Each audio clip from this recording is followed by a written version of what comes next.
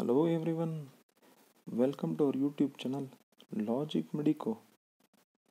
If you're new to our channel, kindly consider subscribing to our channel and pressing the bell button for the latest notification of the videos. Today's interesting topic is Biceps Brachii. So Biceps Brachii. Brachii means arm.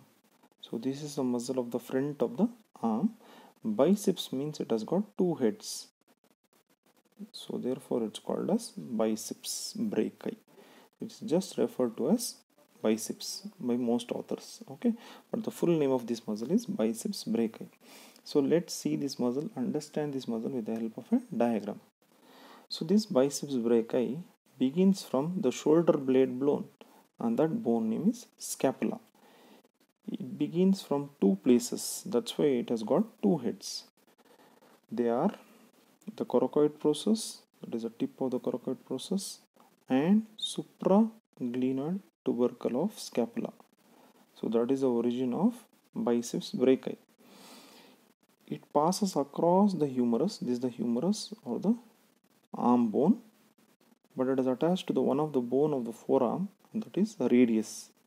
To be more specific, it is called radial tuberosity. So it's attached to the radius.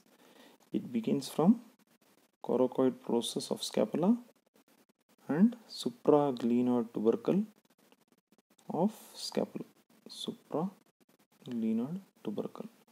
So this biceps, as I already told you, it has got two heads. What are the two heads?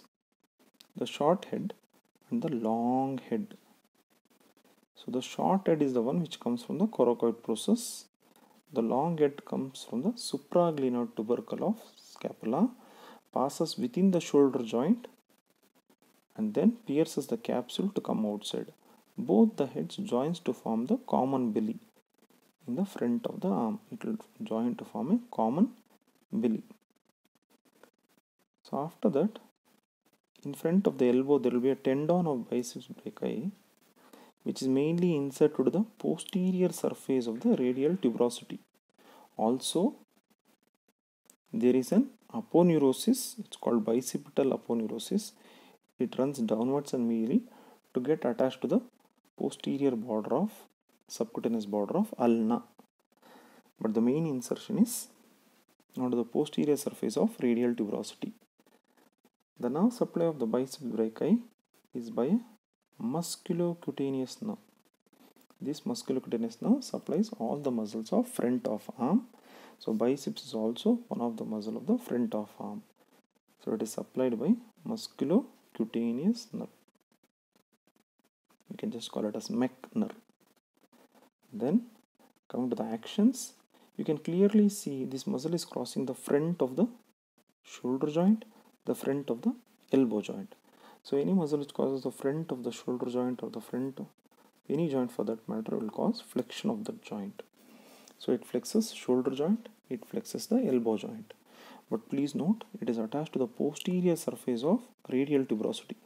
Because of that, it causes supination of the forearm. So what is the supination of the forearm? If this is our forearm, okay, our palm of the hand facing upwards is called supination. I'll just show you in one more diagram. Imagine this is the front of our wrist. If our hand faces like this, right? So that is called as supination of the forearm. The front of the palm should face upwards. So that movement is brought about by biceps brachii. So in summary, this biceps muscle has got two heads, the short head and the long head. The short head begins from tip of coracoid process. The long head begins from supraglenoid tubercle. Okay. Both these bellies join to form a common, both these head joins to form a common belly which is attached to the two things, the radial tuberosity, posterior surface, and the posterior border of the ulna.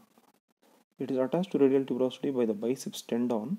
It is attached to the ulna by the aponeurosis, bicipital aponeurosis. Nerve supply, already I told you, It's a musculocutaneous nerve, root value C5, C6. So when you do biceps jerk, you are actually testing the C5, C6 nerve, that is musculocutaneous nerve. Action, it causes flexion of the elbow, flexion of the shoulder because it crosses the front surface of these, and it causes supination of forearm. That is an action in the forearm between the radial joints in such a way the palm of the hand faces upwards. This is because tendon is attached to the posterior surface of radial tuberosity, so it tends to bring that forward. The pull of the muscle from above tends to bring the radial tuberosity upwards, so thereby supination of forearm. Therefore, the other name of biceps brachii is Supinator Longus, because this is a muscle which causes mainly supination and it is a long muscle. So one interesting point here is, if you want to win over a child, or if you want to make the child win over you, you ask the child to supinate. Even though the child is almost 5 to 10 years younger than you, it will win, because supination is an anti-gravity movement and it is a very strong movement.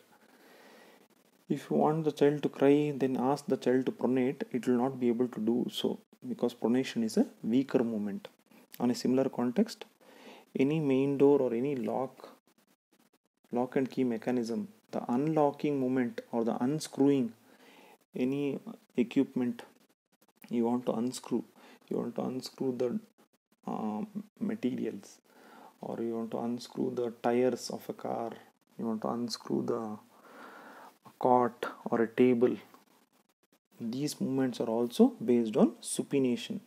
So supination is a stronger movement, therefore the engineering people also made that for unlocking the door, unlocking the tires, unlocking the screws from the equipments.